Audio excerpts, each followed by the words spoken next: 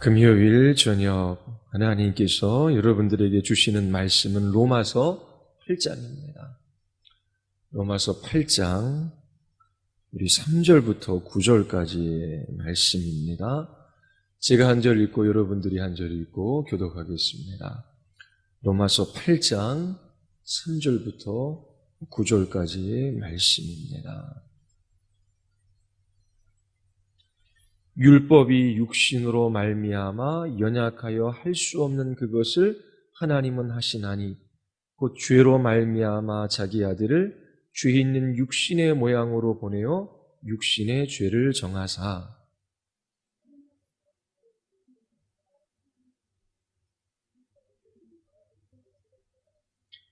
육신을 따르는 자는 육신의 일을 영을 따르는 자는 영의 일을 생각하나니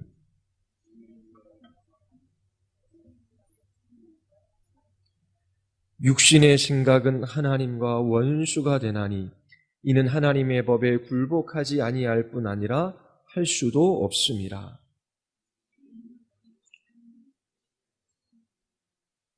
만일 너희 속에 하나님의 영이 거하시면 너희가 육신에 있지 아니하고 영에 있나니 누구든지 그리스도의 영이 없으면 그리스도의 사람이 아니라. 아멘. 기도하시겠습니다. 하나님 아버지, 이 금요일 밤에 주의 말씀 앞에 섭니다. 깨닫고 이해할 수 있는 총명을 허락하여 주시고 참으로 하나님께서 구원하신 놀라운 구원의 은혜에 붙들려 하루하루 살아가게 하여 주시옵소서. 주의 말씀을 따라 기도하게 하여 주시고 주의 기뻐하시는 뜻을 따라 간구하게 하여 주심으로 우리 가운데 우리의 교회와 가정과 우리의 삶의 자리에 주의 뜻을 이루시는 주님의 영광을 보게 하여 주시옵소서. 성령 하나님께서 역사하여 주시기를 간절히 원하오며 예수 그리스도의 이름으로 기도드리옵나이다. 아멘. 오늘은 구원받은 그리스도인의 특징이 무엇인지를 여러분들에게 말씀드리고자 합니다. 한국에 수많은 교인들이 있어요. 교회에 다닌다고 해서 모두 그리스도인이 아닙니다. 오늘 본문 가운데 그리스도인이 누구인지 가장 잘 설명해주는 구절이 한 구절이 있습니다. 여러분들이 오늘 말씀을 듣고 여러분들 자신을 살펴보시기를 바랍니다. 그리고 구원의 확신을 가지고 끝까지 인내하며 믿음의 싸움들을 싸워 나갈 수 있게 되기를 바랍니다. 우리는 이 땅에서 완전하지 않습니다. 우리의 사랑은 불완전하지요. 그러나 그 불완전한 사랑은 마침내 그리스도께서 다시 오시는 그날에 완전해질 것입니다. 정말 중요한 것은 우리의 삶의 목적, 우리의 삶의 방향이 어디로 정해져 있고 우리가 어디로 걸어가고 있는지를 확인하는 것입니다. 오늘 본문 말씀이 그것을 확인하게 해줍니다. 서울에서 부산을 가려고 해요. 자, 그러면 어느 고속도로를 타야 하겠습니까? 경부고속도로를 타야 되지요. 때로 조금 빨리 갈 수 있고 늦게 갈 수도 있습니다. 그러나 목표를 정했으면 그 방향이 맞아야 하는 것이지요. 마찬가지로 거듭난 그리스도인들은 분명한 삶의 목적과 방향을 가지고 이 길을 걸어갑니다. 어떠한 길들을 걸어가는지 여러분들이 본문을 통해서 확인해 볼 수 있게 되기를 바랍니다. 율법이 연약하여 할 수 없는 것이 있습니다. 율법은 해야 한다, 하지 말아야 한다, 할 것과 하지 말 것으로 이루어져 있지요. 우리의 자녀들에게 마땅히 살아가야 할 삶을 알려준다고 해서 다 살아갈 수 있는 것이 아니에요. 그렇게 하지 말아라 라고 말해도 그러한 삶을 살아가기도 합니다. 마찬가지로 하나님께서 율법을 주셨어요. 마땅히 하나님의 형상과 모양대로 지음받은 사람들이 어떠한 삶을 살아가야 하고 어떠한 삶들을 살아가야 하지 말지를 알려주셨지요. 그런데 율법은 연약하여 할 수 없어요. 뭘 할 수 없습니까? 죄의 문제를 해결할 수 없습니다. 죄에 대한 책임으로부터 우리를 자유하게 하지 못해요. 죄의 오염으로부터 우리를 자유하게 하지 못하지요.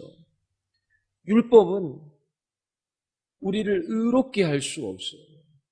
물론 우리를 거룩하게 할 수도 없습니다. 그 이유는 바로 육신 때문입니다. 율법은 육신을 넘어서지 못해요. 우리의 죄된 본성을 넘어서서 역사할 수가 없습니다. 그러나 하나님께서는 율법이 연약하여 할 수 없는 그것을 하셔요. 바로 정죄로부터 자유하게 하시는 것이죠. 이 죄의 오염으로부터 우리를 자유하게 하시는 것입니다. 율법이 할 수 없는 것을 하나님께서 어떻게 하셨습니까? 하나님은 죄 없는 자신의 아들을 육신의 모양으로 보내심으로 그 몸에 죄를 정하셨어요. 하나님의 법, 이 율법에 불순종하는 죄인들은 마땅히 심판받아야 합니다. 영원한 형벌이 그에게 주어져야 마땅하는 것이지요. 그러나 하나님께서는 예수님을 믿는 우리들을 정죄하는 대신 그 아들 예수 그리스도에게 그 죄를 전가시키셔서 그 죄를 정죄하셨습니다. 죄의 대가는 사망이에요. 하나님의 법에 불순종하는 우리가 마땅히 죽어야 합니다. 그런데 예수님께서 죄인들을 대신하여 십자가에서 죽으셨습니다. 이제 예수님을 믿는 사람들에게는 정죄함이 없어요. 우리의 죄를 따라 하나님께서 우리를 심판하시고 영원한 형벌에 던져넣지 않으시는 것입니다. 하나님께서 그 크신 능력과 지혜로 우리를 심판하시는 것이 아니라 우리를 위하시지요. 예수 그리스도를 믿는 사람들에게, 그리스도 안에 있는 우리들에게는 정죄함이 없습니다.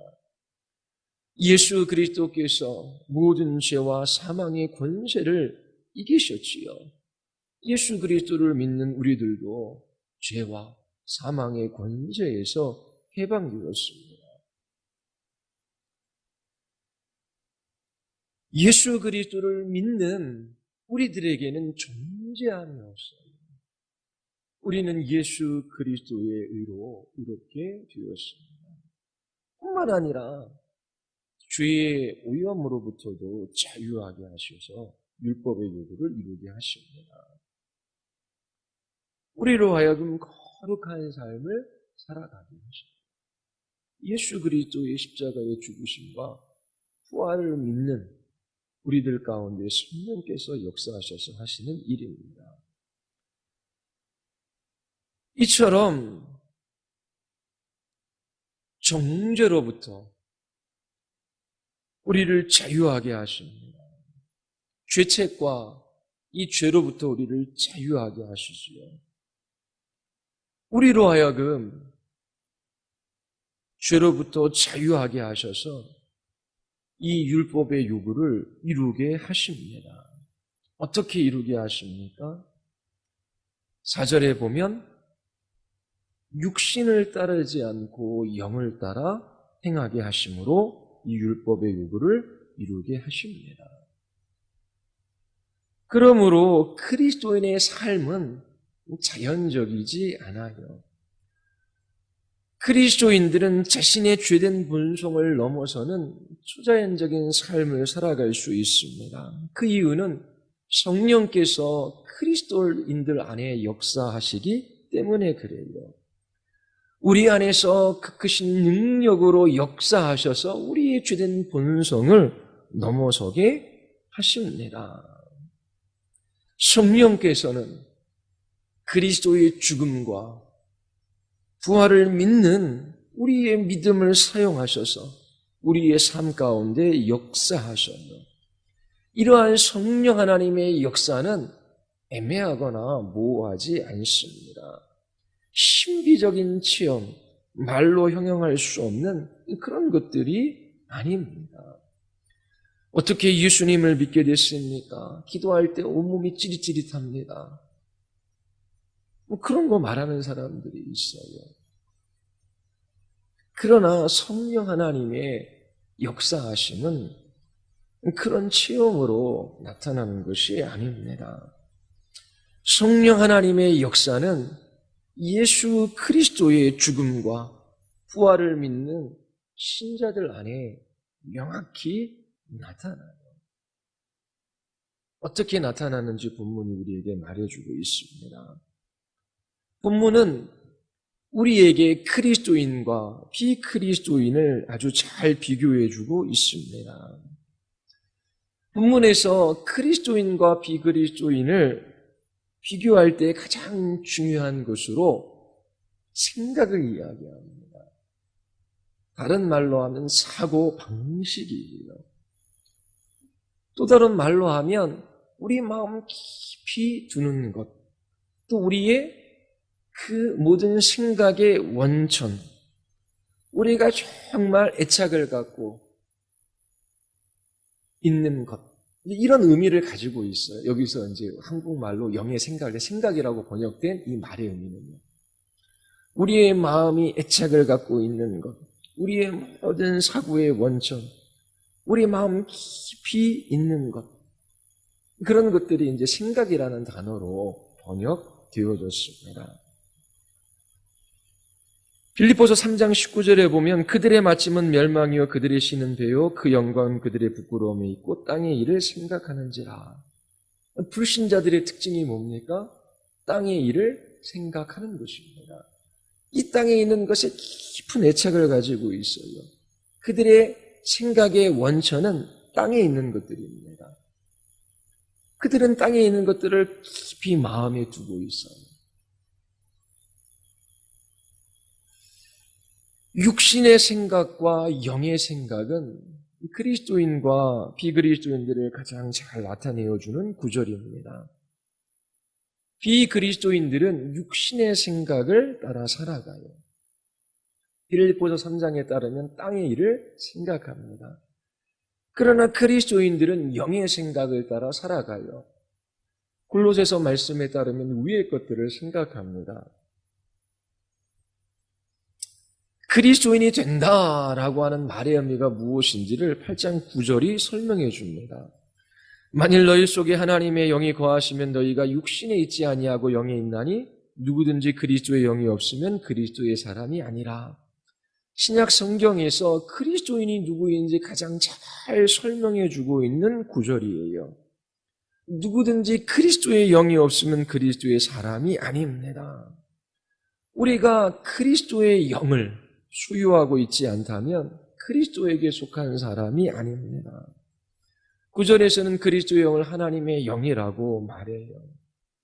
하나님의 영, 그리스도의 영, 한 영입니다. 동일한 영이지요. 만약 성령 하나님께서 여러분 안에 거하고 계시다면 여러분들은 그리스도의 사람이에요. 여러분들은 하나님의 영이 통치하는 영역 안에 있습니다. 육신이 여러분들을 다스리지 못해요. 그리스도의 영이 우리 안에 계시면, 성령께서 우리 안에 역사하시면 우리가 결코 할 수도 없고 될 수도 없는 변화를 성령께서 우리 안에 가져다 주십니다. 성령께서는 그리스도를 알게 하셔요. 그가 성취하신 이 구속의 모든 사역을 우리에게 적용하시는 일을 하시지요. 그래서 우리가 하는 모든 일들 속에서 예수 그리스도만 영광을 받게 하십니다. 오늘 성경 본문을 따라 잘 살펴보면 그리스도인의 삶의 모습이 어떠한지 우리에게 잘 보여줍니다.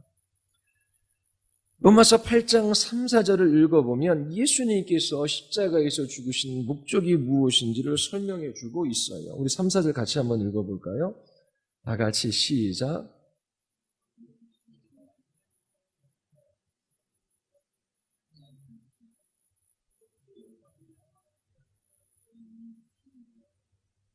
육신의 죄를 정하사 육신을 따르지 않고 그 영을 따라 행하는 우리에게 율법의 요구가 이루어지게 하려 하십니다.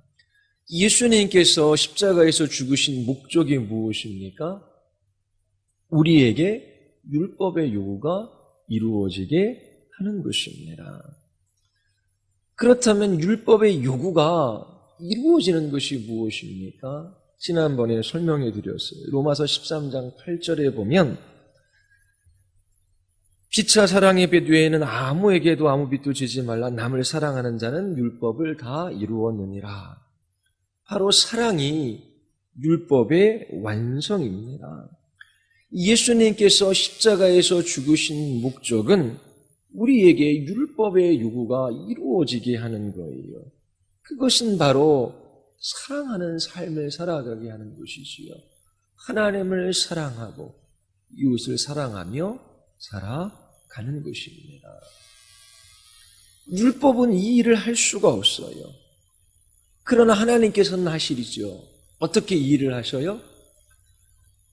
그 아들 예수 그리스도를 우리와 같은 육신의 모양으로 이 땅에 보내셔서 그의 몸에 죄를 정하셨습니다. 우리 대신 예수 그리스도를 심판하셨어요. 그래서 우리에게는 정죄함이 없습니다. 죄로부터 자유해요. 예수 그리스도의 십자가의 죽으심, 그의 부활을 믿는 우리 가운데 이 율법의 요구를 이루시는 것입니다. 하나님을 사랑하고 이웃을 사랑하게 하셔요. 자, 그러면 이 율법의 요구가 어떻게 이루어진다라고요? 4절 같이 한번 읽어보겠습니다. 같이 다시 시작.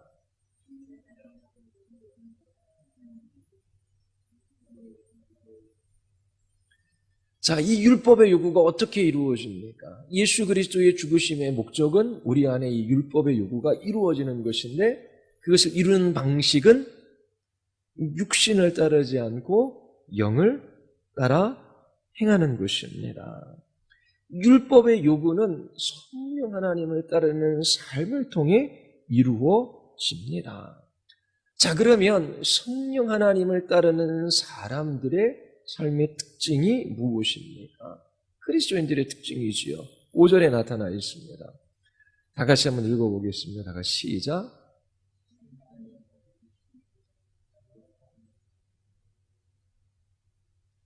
자, 성령 하나님을 따르는 사람들의 특징을 뭐라고 이야기하고 있습니까? 영의 일을 생각하는 것. 영적인 사고방식을 말하고 있습니다. 성령 하나님을 따라 행하는 것은 영적인 일을 생각하고 영적인 일들에 애착을 갖는 것입니다. 영적인 일들에 대한 이 미각이 풍성해지며 거기서 즐거움과 만족을 찾는 거예요. 육신을 따라 행하는 자는 육신의 것들을 사랑하는 사고방식을 가지고 있습니다. 그들은 세상에 속한 것들에 대한 풍부한 미각을 가지고 있어요. 이 세상에 좋은 것들에 관한 입맛이 풍성해요. 그래서 세상에 있는 것들을 먹고 또 먹고 더 먹기를 원해요. 이처럼 육신을 따라 행하는 사람들, 그들은 죄의 지배 아래에 있고 자기중심적인 삶을 살아가는 사람들입니다. 그러나 영을 따라 행하는 자들은 영적인 것들을 소중히 여기는 사고방식을 가지고 있습니다. 그들은 하나님의 선하심을 맛보아 아는 사람들이에요. 영적인 것들에 대한 풍미, 그 맛이 무엇인지를 아는 사람들입니다. 그들은 성령 하나님의 인도하심을 따라 그리스도 중심적인 삶을 살아가요. 자, 어떠한 사고방식을 따라 살아가느냐라고 하는 것은 너무나 중요합니다. 왜냐하면 우리의 생각, 우리의 마음이 애착하는 것, 우리의 마음의 성향, 이런 것들은 우리의 행동을 결정해요. 우리의 행동은 우리의 마음에 있는 것들이 나오는 거거든요. 그리고 우리의 생각은 우리의 가치를 결정하기 때문입니다. 여러분들이 생각하고 행동하는 것들이 영적인지 육적인지 구별하는 기준이 있어요. 여러분들이 육을 따라 살아가는 죄의 지배에 앉는 사람들인지 아니면 영을 따라 성령 하나님의 인도하심을 따라 살아가는 사람들인지 구별하는 기준이 있어요. 그것은 예수 그리스도입니다. 예수 그리스도가 여러분들의 생각과 여러분들의 마음과 모든 행동의 중심에 계십니다. 여러분들의 전인격을 통하여 예수 그리스도의 생명이 나타나고 그분께서 영광받기를 원하십니까? 그렇다면 그 사람은 성령 하나님의 인도하심을 따라 영적인 삶을 살아가는 사람입니다. 왜냐하면 성령께서는 그리스도의 인격과 성품을 계시해 주시고 그분의 구속사역을 우리에게 적용시키심으로 오직 예수 그리스도만 높이는 삶을 살아가게 하시기 때문에 그래요. 성령을 따라 살아가는 사람들의 특징은 영적 사고방식이에요. 이 영적 사고방식의 가장 중심은 예수 그리스도 그분이 계시는 겁니다. 그래서 이 예수 그리스도 그분을 마음의 중심에 모셔드리고 그분의 통치와 다스림을 따라 그분의 기뻐하시는 뜻을 따라 그렇게 살아가기를 축원하는 것입니다. 그리고 그 삶 속에서 예수 그리스도만을 높이고자 하는 것이지요. 성령께서 그 일을 위하여 이 땅에 오셨기 때문에 그래요. 기도하는 것, 말씀 읽고 듣는 것, 전도하는 것, 봉사하는 것, 이 모든 것들은 영적인 일이 아니라 육적인 일이 될 수도 있습니다. 예배하는 것도 마찬가지예요. 바리새인들은 하루에 3번씩 기도하고 율법을 연구했고 구제하며 금식까지 했습니다. 그러나 그들이 성령 하나님을 따르는 사람들이라고 말하지 않아요. 그들은 육에 속한 사람들입니다. 육신의 생각을 따라 살아가는 사람들이지요. 그들의 특징은 예수 그리스도와 상관없는 종교적인 열심을 내고 있는 사람들이다라고 하는 것입니다. 그들이 했던 모든 일들은 종교적인 일은 될 수 있어요. 그러나 영의 일이 아니라 육에 속한 일들이었습니다. 때로 귀신을 내어 쫓고 병자가 병자를 고치고 또 신비스러운 일들이 일어날 수 있습니다. 그러나 그 또한 영적인 일이 아닐 수 있습니다. 그리스도가 그 모든 것의 중심에 계시지 않으면 성령께서 역사하신 것이 아니기 때문에 그래요. 성령께서는 예수 그리스도와 상관없이 홀로 독자적으로 역사하시기 위하여 이 세상에 보냄받으신 분이 아닙니다. 성령께서는 그리스도의 영으로 우리의 마음 안에 그리스도의 말씀, 그분의 인격, 그분의 사역, 그분이 행하신 모든 일들을 비추어 주셔서 그분을 알게 하시고 그분의 이름을 높이게 하시기 위하여 이 땅에 오신 분이시기 때문에 그래요. 여러분들의 마음이 그리스도를 향하고 있습니까? 그분을 기뻐하고 즐거워하며 소중히 여기고 있습니까? 예수 그리스도를 따르고자 하는 마음으로 가득 차 있습니까?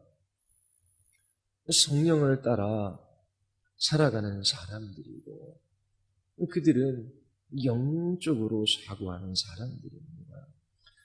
자, 8장 6절에 보면 성령님을 따르는 사람들의 그 결국이 무엇인지를 우리에게 말해줘요. 8장 6절 같이 한번 읽어보겠습니다. 같이 시작. 육신의 생각은 사망이요 영의 생각은 생명과 평안이라. 자, 이처럼 영의 생각, 영적인 사고방식을 따라 살아가는 사람들에게 생명과 평안이 주어집니다. 육신의 생각은 사망입니다. 갈라디아서 6장 8절에 보면 성령을 위하여 심는 자는 성령으로부터 영생을 거둡니다. 생명을 얻는다라고 하는 것이지요. 성령의 열매는 사랑, 희락, 화평 이런 열매들입니다. 성령께서 역사하시기 때문에 성령 하나님은 우리 안에서 우리의 사고를 형성하시고 그리고 그 영적인 사고를 따라 우리의 행위를 이끌어 가십니다. 성령 하나님께서는 생명을 나누어 주셔요. 율법을 우리의 마음판에 새겨주셔요. 새 생명을 주셔서 이 율법을 사랑하고 또 하나님을 즐거워하며 무엇보다도 예수 그리스도를 소중히 여기게 하십니다. 지금까지 얘기했던 것 다시 한번 정리해 볼게요. 예수님께서 십자가에서 죽으신 목적이 무엇이라고요? 우리 안에 율법의 요구를 이루시는 것입니다. 율법의 요구는 사랑이지요.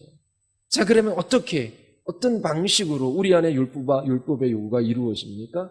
우리는 어떻게 사랑하며 살아갈 수 있습니까? 성령을 따라 행하는 것입니다. 자, 그러면 성령을 따라 행하는 사람의 특징이 뭐라고요? 영의 생각입니다. 영적인 사고 방식이에요. 자, 영적인 사고 방식의 그 중심에는 누가 있다고요? 예수 그리스도 그분이 계십니다. 이 영의 생각은 우리의 행위를 이끌어내요. 그리고 이 영의 생각은 생명과 평안입니다. 성령께서 우리 안에 역사하셔서 율법을 완성하는 영적인 삶을 살아가게 하시는 것입니다. 자, 그러면 하나만 더. 자, 왜 우리는 성령을 따라 행하는 것, 이 영적인 사고가 필요합니까? 로마서 8장 7절, 8절이 그 이야기를 해요. 다 같이 한번 읽어보겠습니다. 다 같이 시작.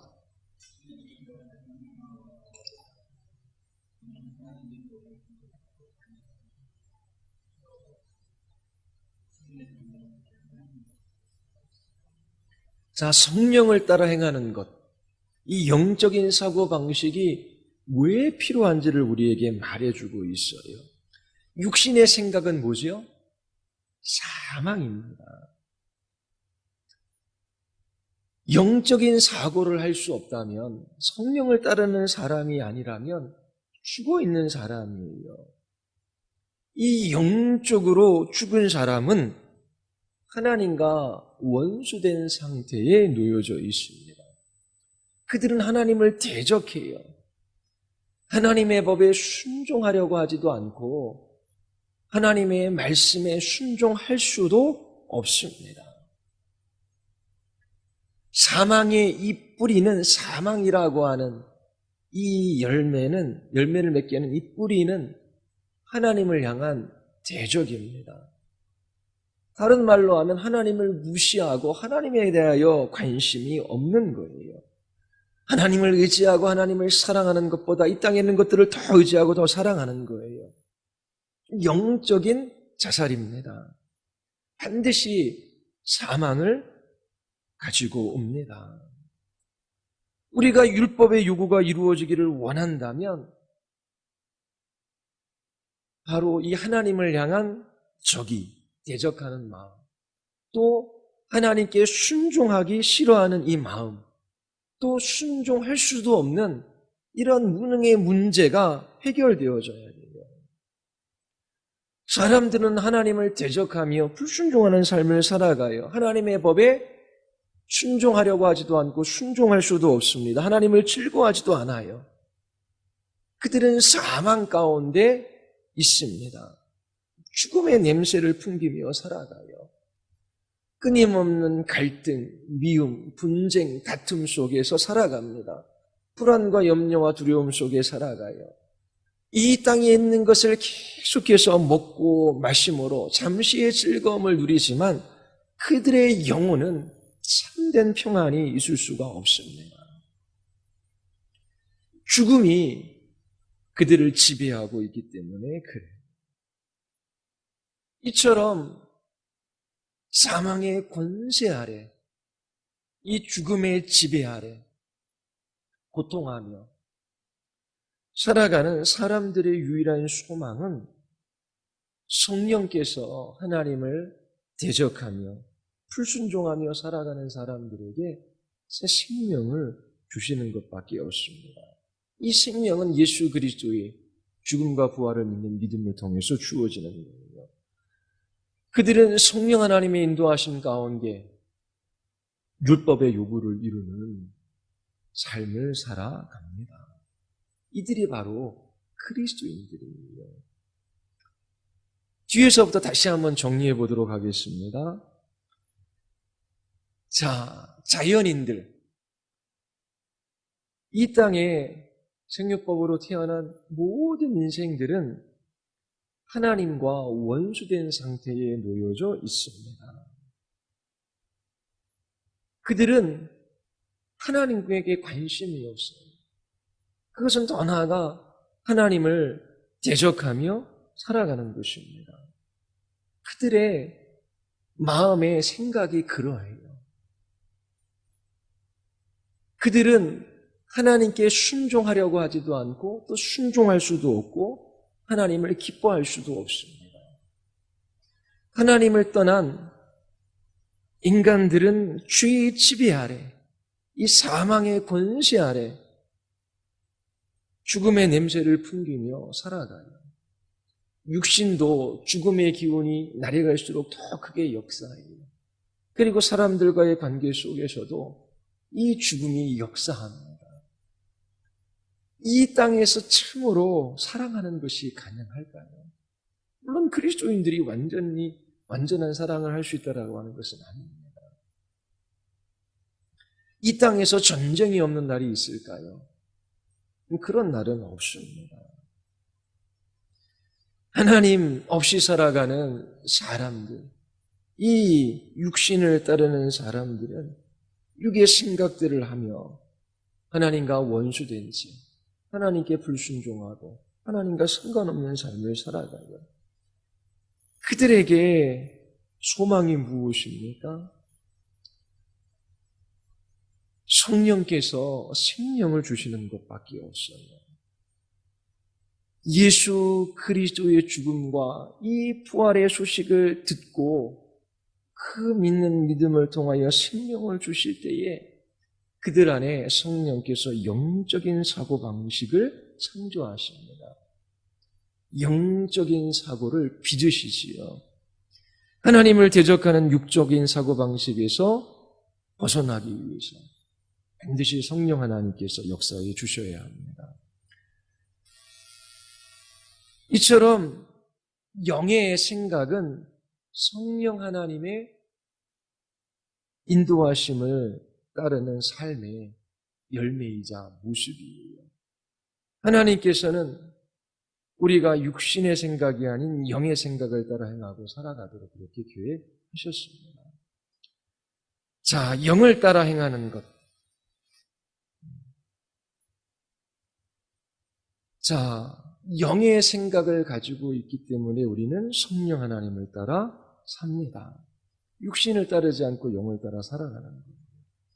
우리의 영적 사고방식은 우리의 가치관과 우리 행위를 결정하는 것이지요.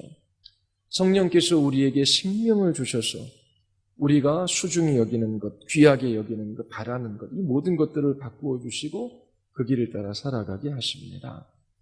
그러므로 영을 따라 행하는 것에 의해 우리는 율법의 요구를 이루게 되는 것입니다.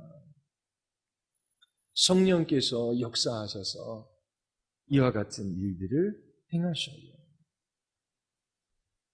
예수님께서 십자가에서 죽으신 것은 율법의 요구를 이루기 위함입니다. 율법의 완성은 사랑입니다.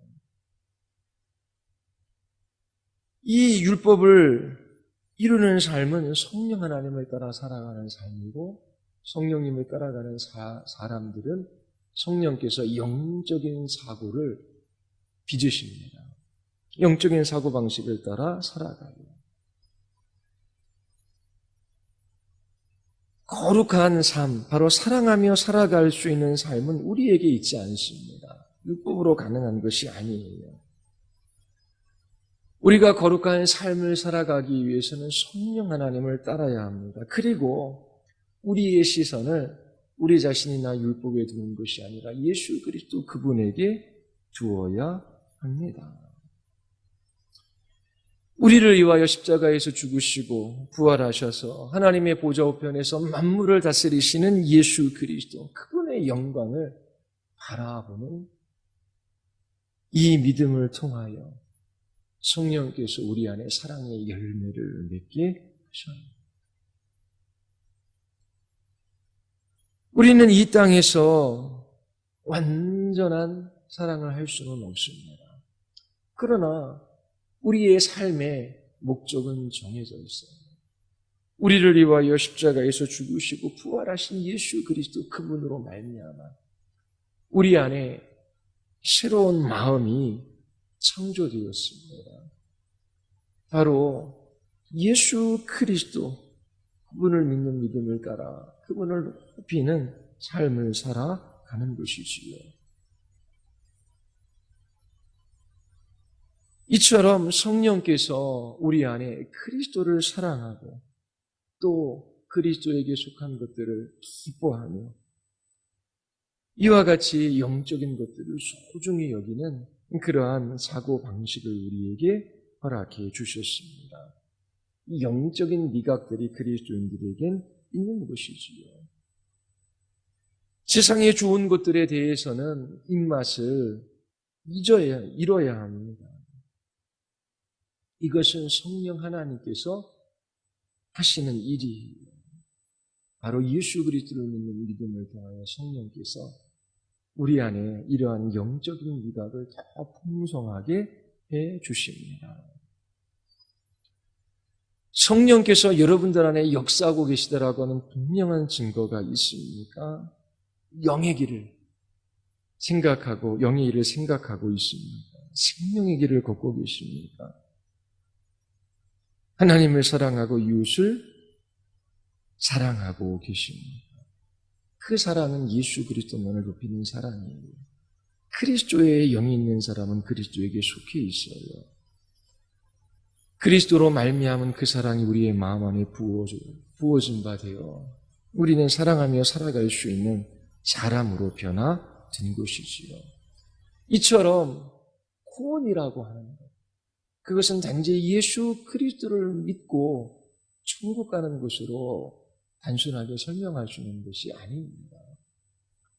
성령께서 우리 안에 새 생명을 주셔서 영적인 사고를 하게 하시고 또 우리로 하여금 그 마음을 따라 기쁘게 즐거이 순종하게 하심으로 우리 안에 하나님과 이웃을 사랑하며 살아가게 하시는 것입니다. 이러한 일들이 여러분들 안에 이루어져 있는지, 여러분들이 이런 것들을 소망하고 있는지 여러분들 자신을 살펴보시기를 바랍니다. 수많은 사람들이 교회에 다니지만 다 그리스도인들은 아닙니다. 여러분들의 삶의 목적과 목표가 정해져 있고 여러분들이 성령 하나님을 인도하심을 따라 이렇게 율법의 요구를 이루는 삶을 살아가는지 잘